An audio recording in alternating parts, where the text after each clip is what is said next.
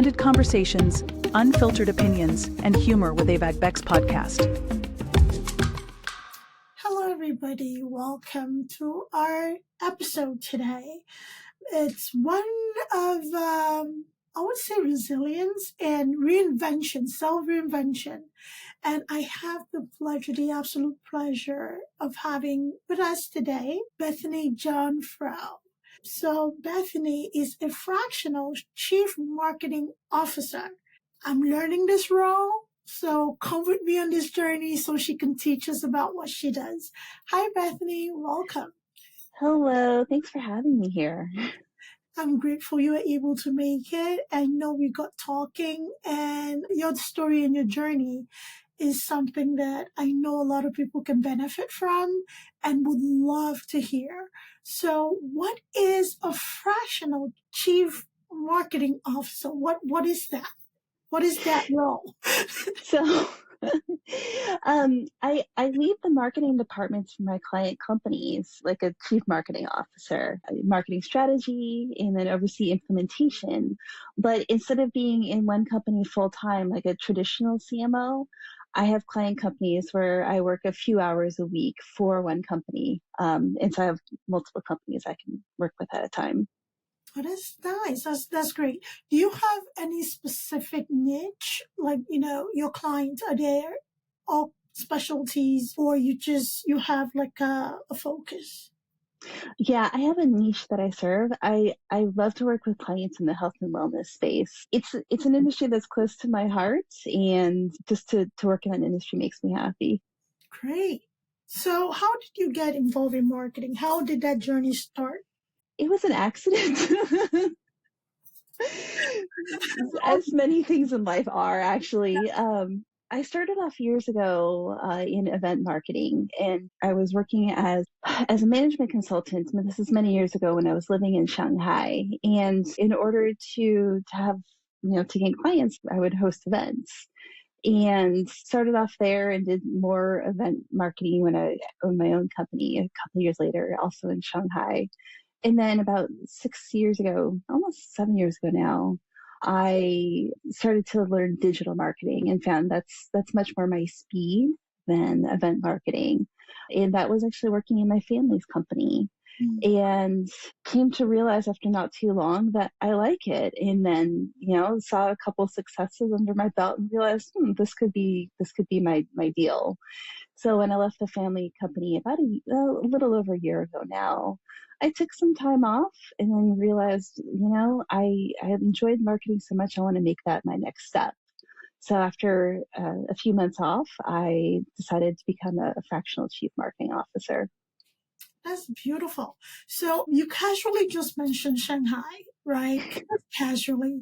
So how did that happen, Shanghai, and having to have the experience of event marketing? And, Shanghai is in China, and it's either Cantonese or Mandarin or the other Chinese languages spoken. So please walk us through that journey. How did that start? Ending up in Shanghai and doing marketing there. Yeah. So I'm a longtime expat. I haven't lived full time in the United States since 2011. So it's been quite a while since it's been quite a few years.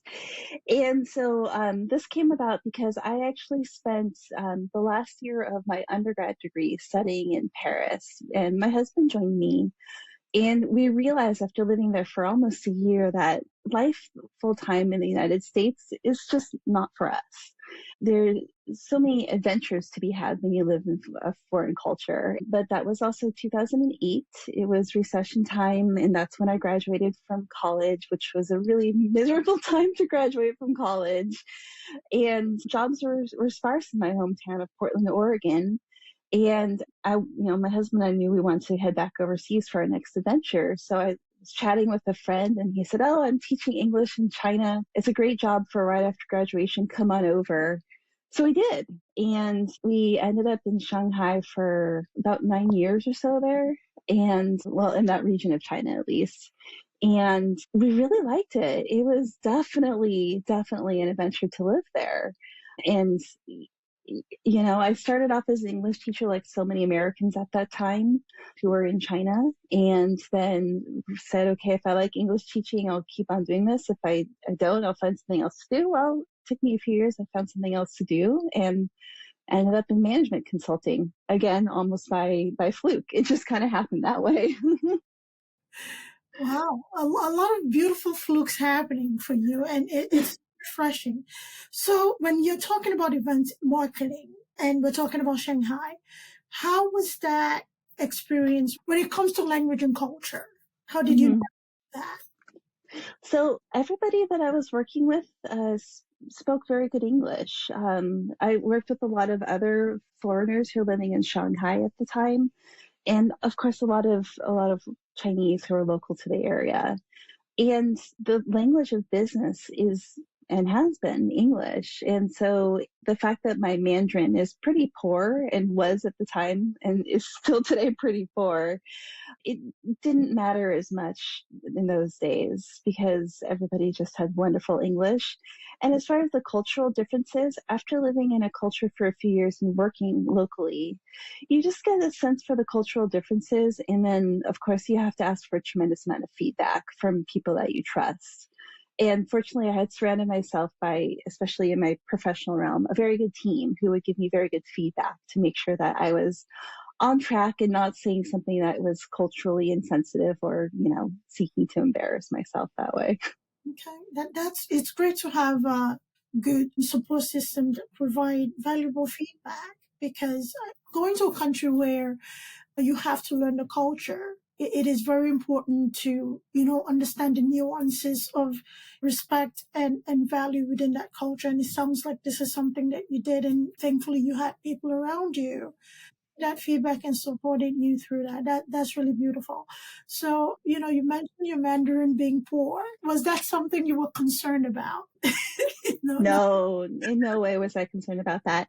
It proved sometimes to be inconvenient, especially when I needed to talk to like a driver or a shopkeeper to give my address or something, because I never quite mastered the Mandarin tones. It's a tonal language. And I struggled with that the entire time I was there. But, for the latter, actually, after not too long of living there, smartphones started and I got mine. And by the time I had the ability to have a smartphone and have Translate in my pocket, life became infinitely easier. Mhm. All of those translation apps and navigation apps and everything like that make living life as an expat in a foreign culture significantly easier than it was before smartphones. Okay. So other than like the inconvenience that you mentioned, was there part of you, in addition to learning the culture and understanding the culture, was there part of you that, although you did have a translator, you still wanted to kind of converse with the locals a little bit in their local language? Because there's a form of relationship that develops from hearing good morning in your language, Yeah. like bridges that human gap? Is that something that you still wanted to do or try, although you had the convenience of a translator app? I learned a little bit. So I learned how to say good morning and the standards like that. But as far as having conversation, part of what a lot of people around me wanted to do, even if I try to speak Chinese, if the other person spoke English, they usually just would drop into English because especially in a culture like Shanghai at the time, it was quite homogenous. And so I'm quite tall and I'm decidedly I don't look Chinese. And so I stood out quite thoroughly. And so a lot of people would want to join me in speaking English and join me in understanding my take on life. And I wanted to understand their take on life, of course. But generally, the desire from the other person, no matter where they're from, actually was to speak English with me. Okay. That's a nuance that is understandable. If you're struggling to express yourself, why don't we just have a nice conversation in something that we both understand? So, Bethany, how does that translate into marketing? In your experience with traveling and visiting different countries and having to work in them, right? Does the culture affect marketing practices? Hugely. I mean, you have some standards, like you need to check the same kind of data, you need to have the same kind of actions, but there are so many differences, especially in like marketing content, the way that ads look, the things that you say, right down to the way that even the family is portrayed is it's culturally relevant. So advertising, like the advertising I used to see on like the walls of the metro in Shanghai, I understood it for what it was, but it in no way was targeted towards me. And so it didn't appeal to me on certain levels the way that like advertising from the US can appeal to me because that is my home culture. And so, I mean, of course I understood the point of the marketing, but it just didn't resonate with me in ways that US marketing does. And it's designed to be that way. It's all culturally relevant. Right. So kudos to you for recognizing that and actually working within that industry. How important is it for, especially in the marketing industry or even the investments industry, how important is it for a person to understand the nuances of culture in order to be effective in that culture? Because, you said something very important about, you would see an advert or a poster in the metro and you understand that, yes, this is marketed towards the culture that I found myself. However, it doesn't quite apply to me. And if somebody from that company should hire you, you know exactly how to frame that marketing. However, there's some people that frame things or marketing plans to what they understand in their culture, not necessarily what the culture or the customer's culture needs to see. How important is that? I think it's hugely important. Just to say, if I were like an advertising agency in Shanghai and I needed to hire someone to make content, I wouldn't hire me. Frankly, because it does need to be someone who inherently understands the culture and inherently understands what's going to appeal to the larger audience. And so just because I can recognize the differences when I see them doesn't mean that I can create something that's going to truly resonate with the home culture. And so my way to get around that is for content creation, just, have someone create it who really understands the culture in which the marketing will be used. Okay. We do a marketing experience, and for a smaller company who, yes, they do understand the culture, the cultural nuances and the product, right? However, they need your marketing brain. So how would that work if, somebody wants to create content, but doesn't quite know how to, but they understand the culture. And here you are, you understand the content aspect of things. You understand the marketing aspect of things. You just want the content to be created for that culture. So how would you work with a company like that for like a seamless marketing strategy? Honestly, just, communicate as thoroughly as you can about what you're looking for, but then allow a certain amount of flexibility to have the end result not perfectly match what you envision it to look like, and allow it to be more of a group effort. Allow outside influences, especially local influences, to take a hand. And it really comes in hiring someone to fill that role that you really just trust based on their track record. And so if they have a good track record, if they have good references that check out, that they've done good work in the past, and they understand what's needed, which you can, suss out in an interview, hopefully, then a huge amount of trust is what's needed to make sure that the relationship goes forward and that you can collaborate in the ways that you need to.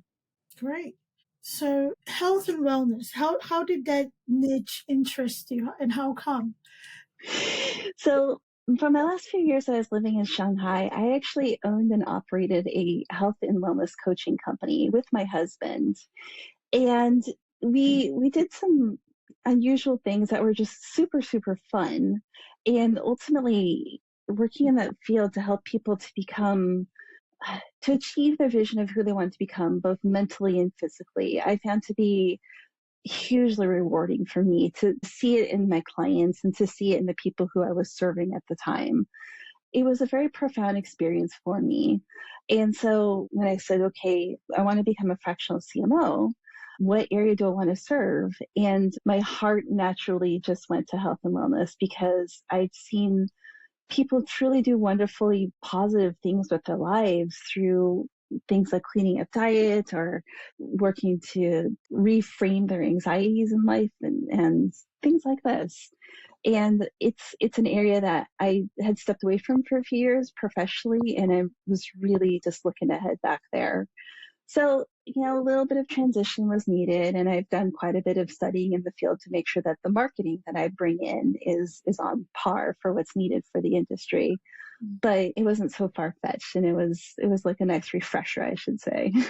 Right.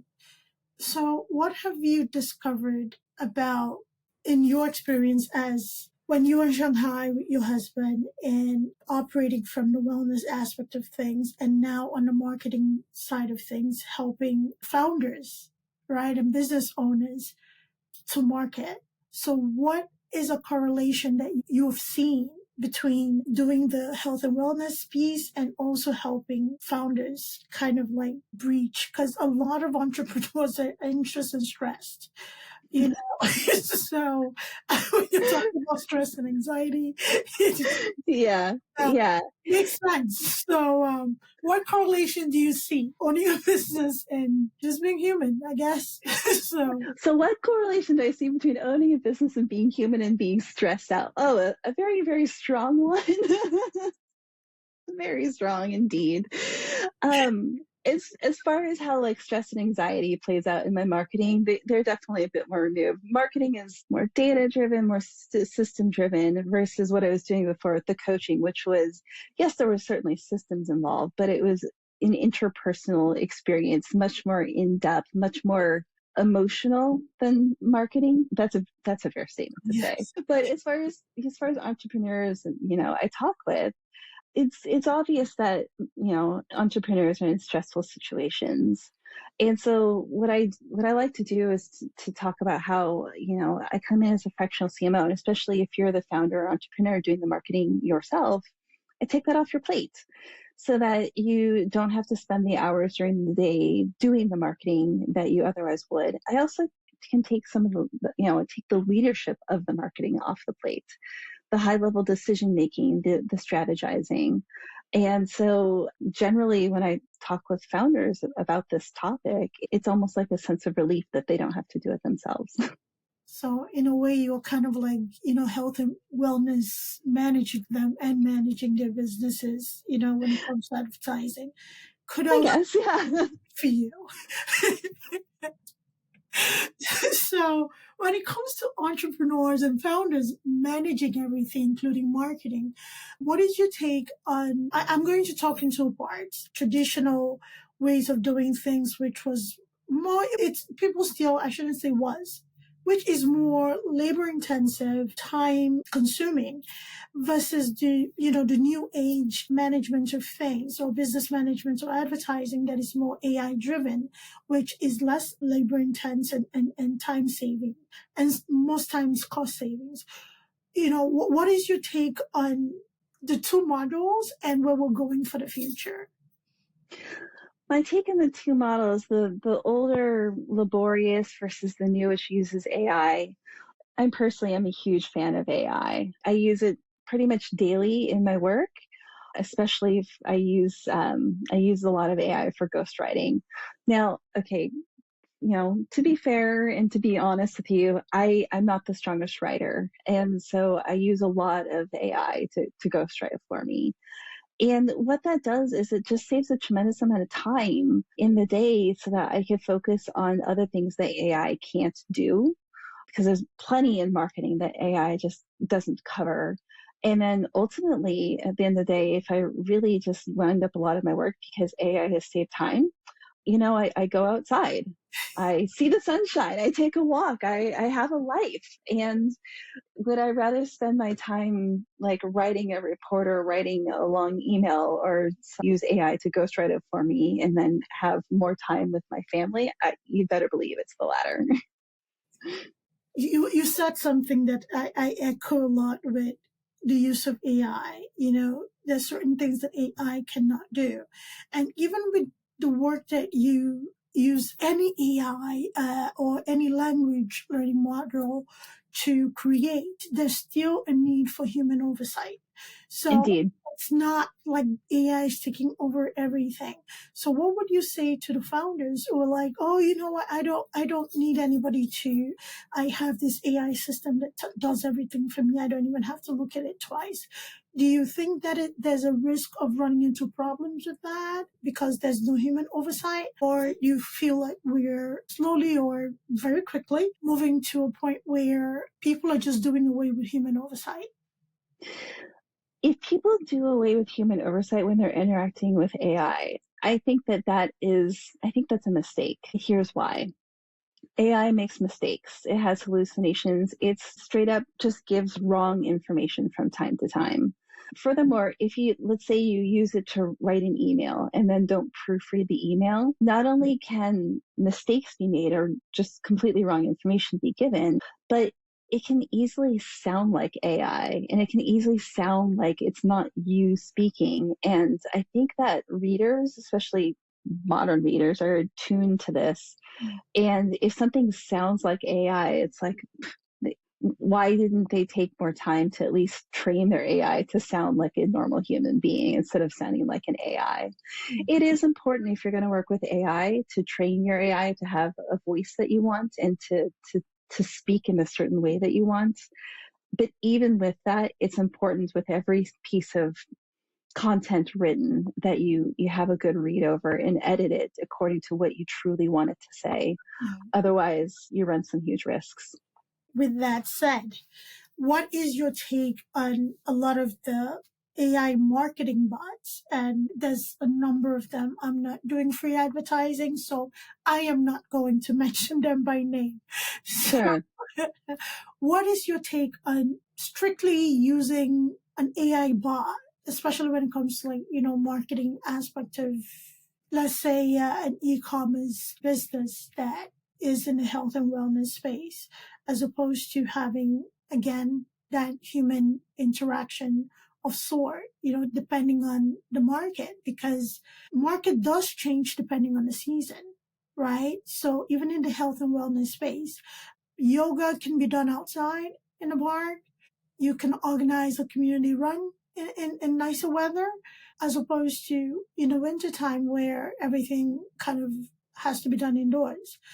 It doesn't have to be. I mean, you can be out in the cold. Please don't listen to me. But, people prefer to do things indoors as opposed to out, like in the cold where it snows. So what is your take on that? Because again, I can own a business or I own several businesses, but I am not, my niche is medical, healthcare, right? Okay. I'm not an expert when it comes to like SEOs and whatever. I have to depend on people who do that.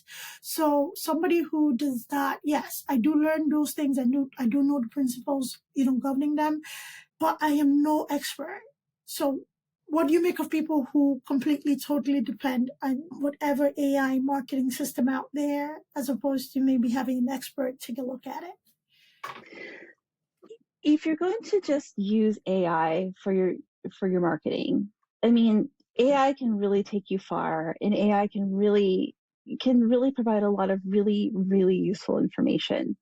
But just like I was talking about, it is best if you have a person who truly understands what they're doing to oversee the AI, just to double check, just to make sure that everything is correct, because AI is not always correct. I actually read an article recently about how instances of the AI hallucinating are going up. And in my own personal use of AI, I am experiencing that more and more.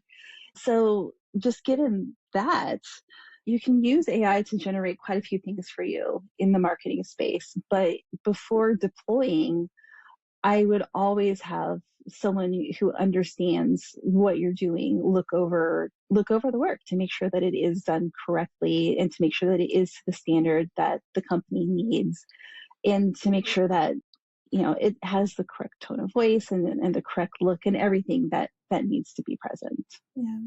Talking about your clientele, right? Mm-hmm. You typically work with or you have a mix with the new age founders who are not shy to utilize various marketing tools, or, the traditional, who kind of like, we've always done it this way kind of founders, and we're not into the new age stuff, or you have a mix of both? I actually don't. Everybody I've talked to, everybody I've worked with is all in on AI. And I maybe it's just because I'm so keen and, birds of a feather flock together. It hasn't come up whenever I started to talk about using AI for this or that. I've not experienced pushback. Wow, that is refreshing to hear. Nice. So if you were to encounter a traditional founder, how would you handle that? Honestly, because I so value AI in my work, if I was to meet a traditional founder who was completely 100% opposed to it, I don't know that the working relationship would work out in the long run. And so I might help them to find another fractional CMO who could help them, because it's such a foundational piece in what I'm doing. And I think it would be a struggle for me personally and professionally if I was to take on a client where the use of AI was say forbidden, for example. I don't know that would be a good fit. And fortunately, I am in a position to work with clients where the ways of working and foundational things like AI come to understand if we see eye to eye before working together. Sounds good. Sounds like a smart move. So in talking about finding another fractional CMO to work with, what should founders look for in a potential connection with somebody they need for marketing? If you're the founder of a company, owner of a company, take a look at what you need to do. Okay. Do you need to generate leads? Do you need to get people to come to your events? Is it e-commerce? And so you need online sales? What is it you need? And then look for someone who has experience in that field, because someone could have spent their entire career doing, let's say, for example, e-commerce, and they could be extraordinarily versed in the ins and outs of e-commerce and then become like a fractional CMO or marketing consultant, for example. And then if they are put in a world where they suddenly need to like host an event for 500 people, that's going to be a bit of a mismatch. So just make sure that their background matches what it is that you're doing. Look for some references to have other people get input from other people as far as how they work. And then ultimately talk with the person for a while. Do you think that you could work with this person? Do you have an ease of relationship with this individual where you can talk about your business and feel like you're listened to, and talk about your business and have the other person, respond in ways that you'd be hoping for, with positivity, for example, or whatever it is that's important to you as an individual. But ultimately, this is going to be another person you're going to work with. If you don't like them, you're going to have some problems. True. I believe, just like in fairy tales in business, you kiss a few frogs before you get to your prince, and that's okay. Oh, yeah. I think, people think business relationships are meant to be forever. So are marriages. So are other things that are meant to be forever. But sometimes things just don't work out that way. So don't be shy to recognize when things don't work out and walk away. It's okay.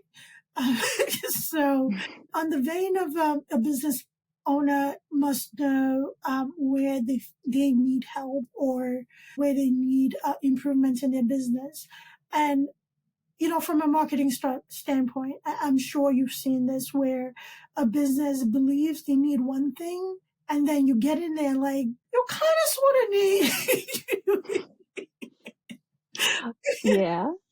So how receptive should a business owner be when an expert actually suggests something? Oh, goodness, please be receptive.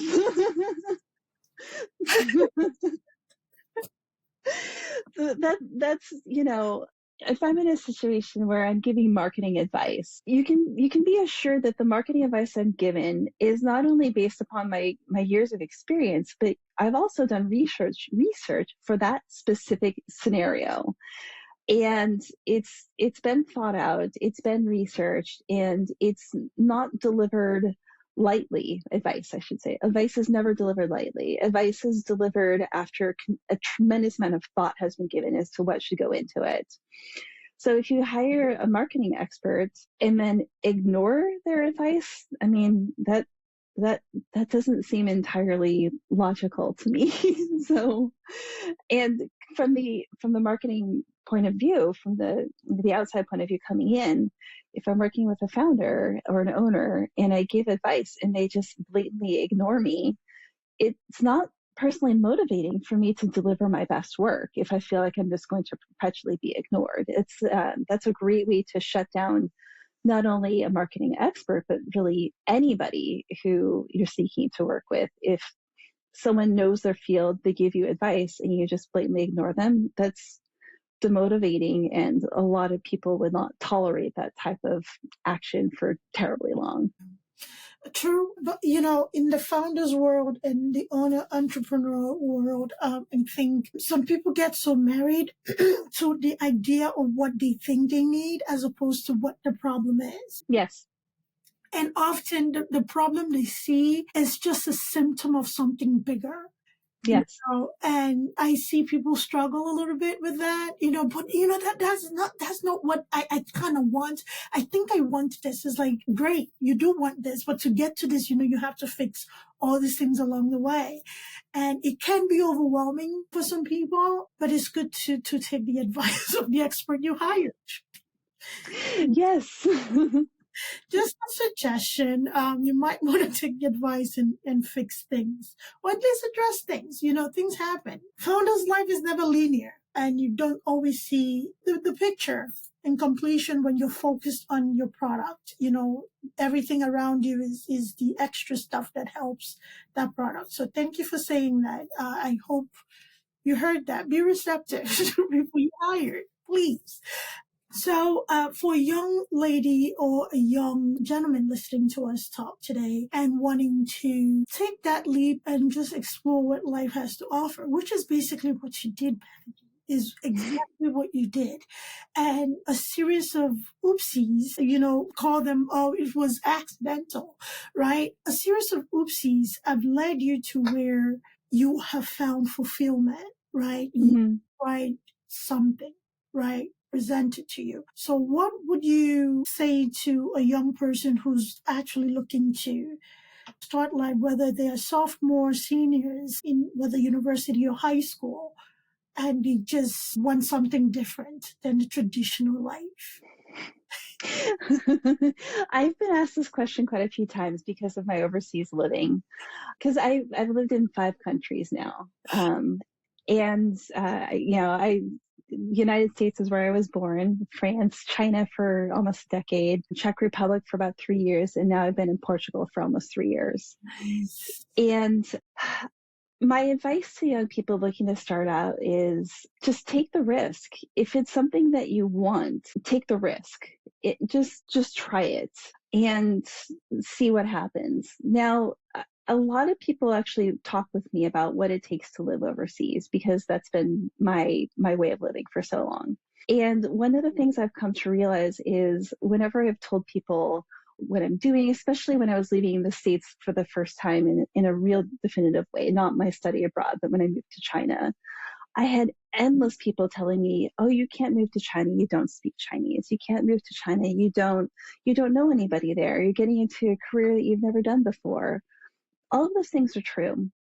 But I came to realize those are the reasons why that person will never move to China. I don't have to feel that way. I don't have to think that way. The people around me are saying these things because they are concerned. And I can appreciate that my friends and my family are and were and have been concerned for me because I have made many decisions that most people do not make. But I don't have to pick up those reasons as my own reasons. I don't have to live with that And once I make a decision about a move or a career move, something like this, it is my own. And I've definitely have made bad decisions in the past, and for which I have suffered some consequences, but I'm still standing. The old heart's still ticking away. It didn't kill me. And you learn from it. And I think that's true of every life. And you're going to learn lessons whether or not you follow your dreams or not. Time will pass. You'll go to bed at 22 and wake up at 44, just like everybody else. And I say that because I just turned 44. So and the time will pass, and it just depends on what you want to do with it. Time will pass. And I think the one thing that cripples a lot of people is fear. And, taking on other people's fear. Your brain was designed, or your consciousness, I should say, was designed to keep you safe. Mention of anything that is outside of the realm of what it perceives to be safe, that comfort zone, it's going to react. And, you said it so beautifully. The reason that person is never going to move outside of their area is what they project on you, right? Mm-hmm. It is up to you to take that and do with it whatever you please. The first person who had a bite of an apple, I'm sure, was scared and was told this going to kill is a red fruit, but it had a bite. All right. The first person to discover mushrooms. I mean, some people didn't live to tell the tale because, but he tried it, right? That's a human experience. You're going to make mistakes. As long as they're not mistakes that cost your life or put you in a very dangerous situation, whether it's with the law or whoever, if it's an experience to have a life experience.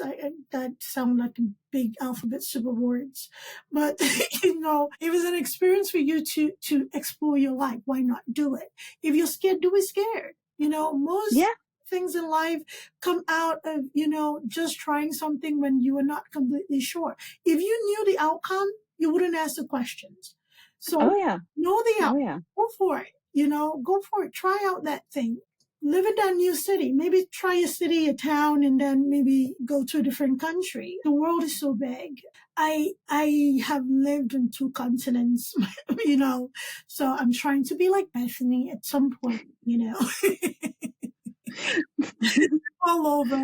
But, even if I'm not able to live in different places, I absolutely love traveling. I travel and experience different cultures. Surprisingly, I went to Hong Kong, a few years back, 2 years ago.